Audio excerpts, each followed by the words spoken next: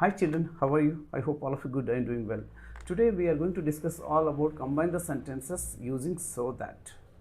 So ಆತ್ಮೀಯ ವಿದ್ಯಾರ್ಥಿಗಳೇ, ಇವತ್ತಿನ ಈ ಒಂದು ವಿಡಿಯೋದಲ್ಲಿ ನಾವು combine the sentences using so that ಅನ್ನುವಂಥ ಟಾಪಿಕನ್ನು ಡಿಸ್ಕಸ್ ಮಾಡ್ತಿದ್ದೇವೆ. ಸೊ ಈ ಟಾಪಿಕ್ ಅತ್ಯಂತ ಸುಲಭವಾಗಿರ್ತಕ್ಕಂಥ ಟಾಪಿಕ್, ಮತ್ತು ಇಷ್ಟು ಸುಲಭವಾದಂಥ ಟಾಪಿಕ್ ಇನ್ನೊಂದು ಇಲ್ಲ ಅಂತ ನಾನು ಅಂದ್ಕೊಂಡಿದ್ದೇನೆ. ಸೊ ಒಂದು ವೇಳೆ ನೀವು ಈ ಒಂದು ವಿಡಿಯೋನ ಕೊನೆವರೆಗೆ ನೋಡಿದರೆ ಖಂಡಿತವಾಗ್ಲೂ ನೀವು ಒಂದು ಅಂಕವನ್ನು ಪಡಿಬೋದು. ಸೊ ಆ ಒಂದು ಅಶ್ಯೂರೆನ್ಸ್ನ ನಾನು ನಿಮಗೆ ಕೊಡ್ತಿದ್ದೀನಿ. ಓಕೆ, ಒಂದು ಅಂಕ, right? So let's get started without wasting time.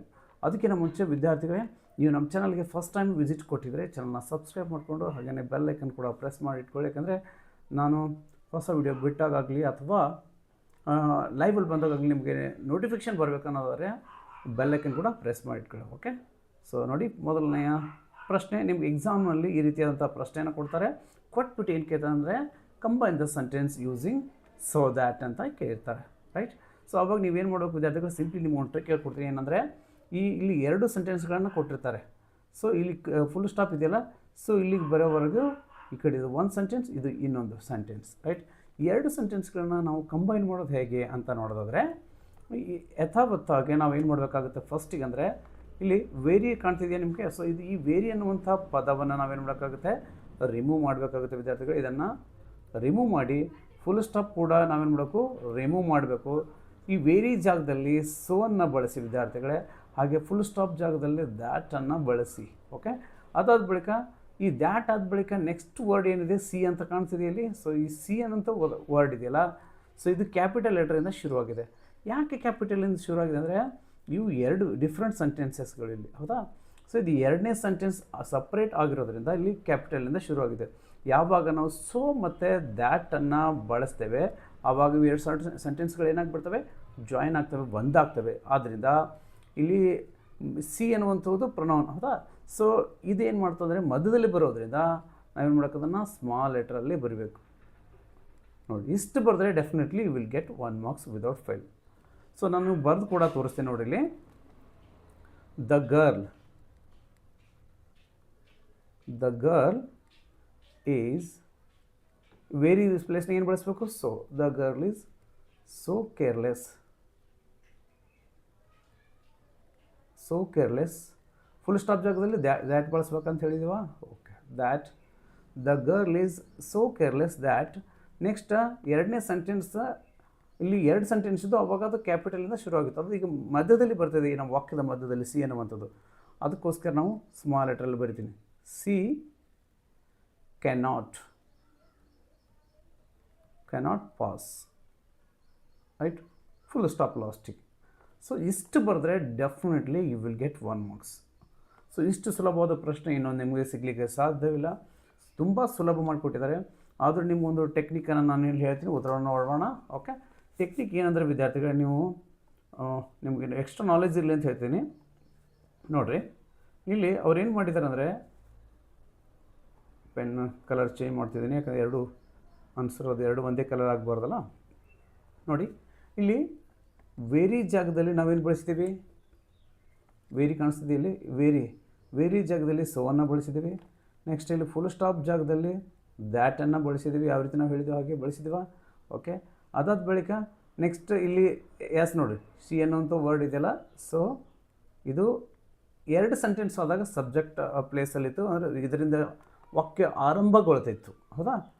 So ಈಗ ವಾಕ್ಯ ಇದರಿಂದ ಸಿ ಅನ್ನೋಂಥ ವರ್ಡಿಂದ ಆರಂಭಗೊಳ್ತಿಲ್ಲ, ಇದು ಮಧ್ಯದಲ್ಲಿ ಬರ್ತಿದೆ. ಸೊ ಆದ್ದರಿಂದ ಇದು ಪ್ರೊನೌನ್ ಆಗಿದೆ, ಮಧ್ಯದಲ್ಲಿ ಬರ್ತಿದೆ. ಅದಕ್ಕೋಸ್ಕರ ನಾವೇನು ಮಾಡ್ತೀವಿ, ಎಸ್ ಅನ್ನು ಕ್ಯಾಪಿಟಲ್ ಎಸ್ ಇದ್ದದನ್ನು ಸ್ಮಾಲ್ ಎಸ್ ಮಾಡ್ತೀವಿ ಅಷ್ಟೇ. ಇದಕ್ಕೆ ಬಿಟ್ಟು ಏನೂ ಇಲ್ಲ.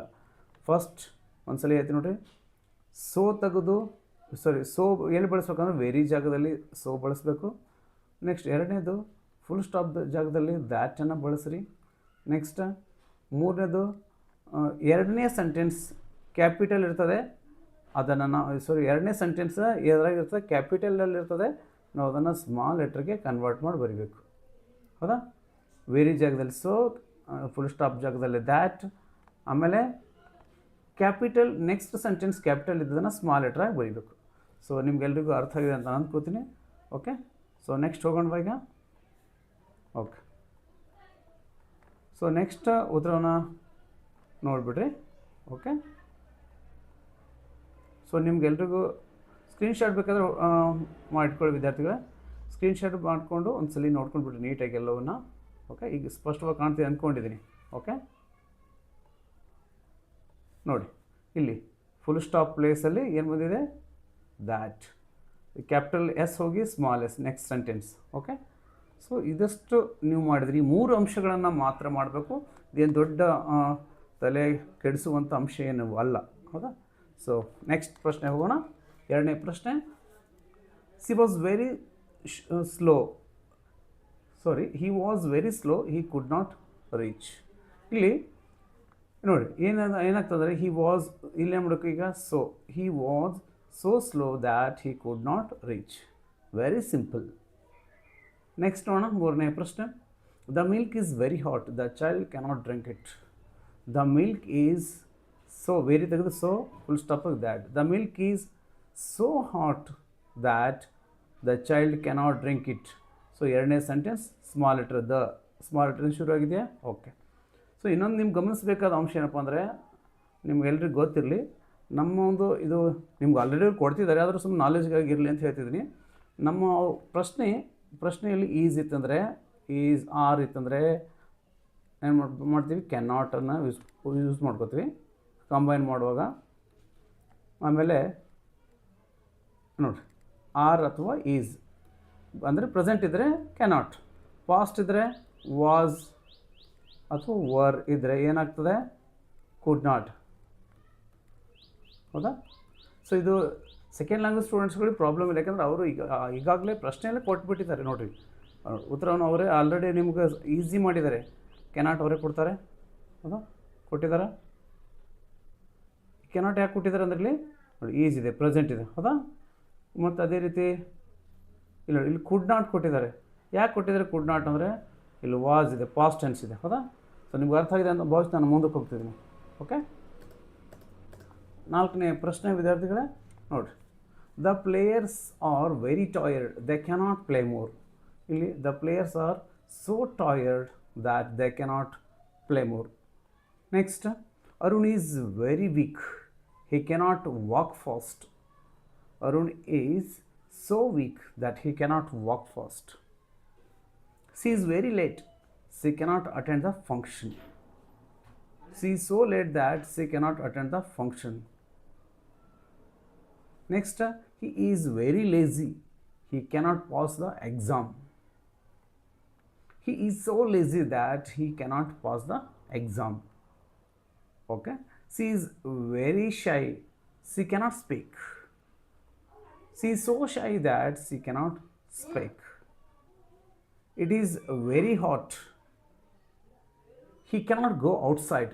ನೋಡಿ, ಇಲ್ಲಿ ಕೂಡ ಹಾಗೆ ನಾವೆಲ್ಲ ರೂಲ್ಸ್ ಫಾಲೋ ಆಗಿದೆ, ನಿಮ್ಗೆಲ್ಲರಿಗೂ ಫಾಲೋ ಇದೆ ಅಂತ ಅನಿಸ್ತಿದೆ. ವೇರಿ ಇದೆಯಲ್ಲ, ಸೊ ವೇರಿ ಜಾಗದಲ್ಲಿ ನಾವೇನು ಬಳಸ್ತೀವಿ, ಸೋ ಅನ್ನು ಬಳಸ್ತೀವಿ, ಹೌದಾ? ವೇರಿ ಜಾಗದಲ್ಲಿ ಏನು ಬಳಸ್ತೀವಿ, ಸೊ. ನೆಕ್ಸ್ಟ್, ಫುಲ್ ಸ್ಟಾಪ್ ಜಾಗದಲ್ಲಿ ಏನು ಬಳಸ್ತೀವಿ, ದ್ಯಾಟನ್ನು ಬಳಸ್ತೀವಿ. Next, THAT, that.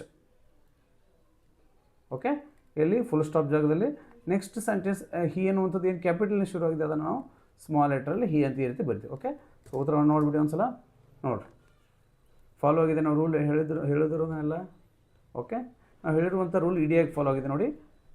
ಒಂದ್ಸಲ ನೋಡೋಣ ಲಾಸ್ಟಾಗಿ, ಇಲ್ಲಿ ಸ್ಪೇಸ್ ಇರಲ್ಲ ನೋಡೋಣ. ಓಕೆ, ಈಗ 7ನೇ ಪ್ರಶ್ನೆಗೆ ನೋಡೋಣ. ನೋಡಿ, ಇಲ್ಲಿದೆ ನೋಡಿರಿ. ವೇರಿ ಜಾಗದಲ್ಲಿ ಸೋ ಬಳಸಿದ್ವಿ, ಫುಲ್ ಸ್ಟಾಪ್ ಜಾಗದಲ್ಲಿ ಏನು ಬಳಸಿದ್ವಿ, ದ್ಯಾಟ್ ಬಳಸಿದ್ದೇವೆ. ನೆಕ್ಸ್ಟ್, ಕ್ಯಾಪಿಟಲ್ ಇದ್ದದನ್ನು 2ನೇ ಸೆಂಟೆನ್ಸ್ನ ಮೊದಲನೇ ಲೆಟರ್ ಹಿ ಇದೆಯಲ್ಲ, ಸೊ ಇದು ಕ್ಯಾಪಿಟಲ್ ಇದೆ ಮೇಲ್ಗಡೆ, ಪ್ರಶ್ನೆಯಲ್ಲಿ ಅದನ್ನು ಸ್ಮಾಲ್ ಮಾಡಿದೆ, ಹೌದಾ? ಇಷ್ಟು ಮಾಡಿದ್ರೆ ಮುಗೀತು. Very simple, you will get 1 marks without fail. So keep learning. Thank you. So ಎಲ್ರಿಗೂ ನಾನು ಹೇಳ್ಕೊಟ್ಟಿರ್ತಕ್ಕಂಥ ರೀತಿ ನಿಮಗೆ ಅರ್ಥವಾಗಿದ್ದಲ್ಲಿ ನಿಮ್ಮ ಫ್ರೆಂಡ್ಸ್ ಜೊತೆ ವಿಡಿಯೋನ ಶೇರ್ ಮಾಡಿ, ಎಲ್ರಿಗೂ ಸಾಧ್ಯವಾದಷ್ಟು ಶೇರ್ ಮಾಡ್ಕೊಳ್ಳಿ ಅಂತ ಹೇಳ್ತಾ, ಸೊ ನೆಕ್ಸ್ಟ್ ವಿಡಿಯೋನಲ್ಲಿ ಮತ್ತೆ ಭೇಟಿಯಾಗೋಣ. ಧನ್ಯವಾದ.